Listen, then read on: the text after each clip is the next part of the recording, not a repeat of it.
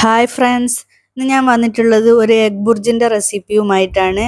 അതിനുവേണ്ടി ഞാനിവിടെ ഒരു പാത്രം അടുപ്പിൽ വെച്ച് പാത്രം ചൂടായി വരുമ്പോൾ അതിലേക്ക് 1.5 ടേബിൾ സ്പൂൺ വെളിച്ചെണ്ണ ചേർത്ത് കൊടുത്ത് വെളിച്ചെണ്ണ ചൂടായി വരുമ്പോൾ അതിലേക്ക് ഒരു വലിയ സവാള ചെറുതായിട്ട് അരിഞ്ഞത് ചേർത്ത് കൊടുത്ത് ഒന്ന് വഴറ്റിയെടുക്കുക.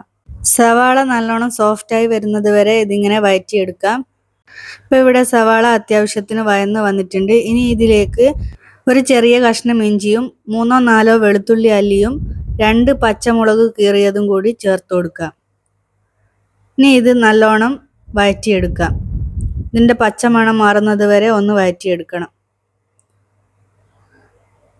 ഇനി ഇതിലേക്ക് ഒരു തക്കാളി ചെറുതായിട്ട് അരിഞ്ഞത് ചേർത്ത് കൊടുത്ത് നല്ലോണം ഒന്ന് വഴറ്റിയെടുക്കുക. തക്കാളി വേവുന്നത് വരെ ഒന്ന് വഴറ്റി കൊടുക്കാം.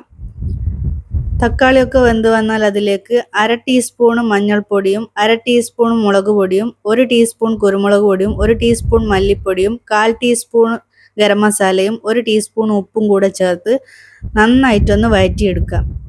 പൊടികളുടെ പച്ചമണം മാറുന്നത് വരെ ഒന്ന് വഴറ്റി കൊടുക്കുക. പൊടികളുടെ പച്ചമണം മാറിയതിന് ശേഷം ഇതിലേക്ക് 3 മുട്ട നല്ലോണം ബീറ്റ് ചെയ്തത് ചേർത്ത് കൊടുത്ത് ഒരു 2 മിനിറ്റ് വെയിറ്റ് ചെയ്യുക. 2 മിനിറ്റിന് ശേഷം ഈ മുട്ട നല്ലോണം ഒന്ന് മസാലയായിട്ട് മിക്സാക്കി എടുക്കുക. ചപ്പാത്തിയുടെ ഒക്കെ കൂടെ കഴിക്കാൻ പറ്റുന്ന വളരെ ടേസ്റ്റി ആയിട്ടുള്ള എന്നാൽ വളരെ ഈസി ആയിട്ട് തയ്യാറാക്കാൻ പറ്റുന്ന ഒരു സൈഡ് ഡിഷാണിത്.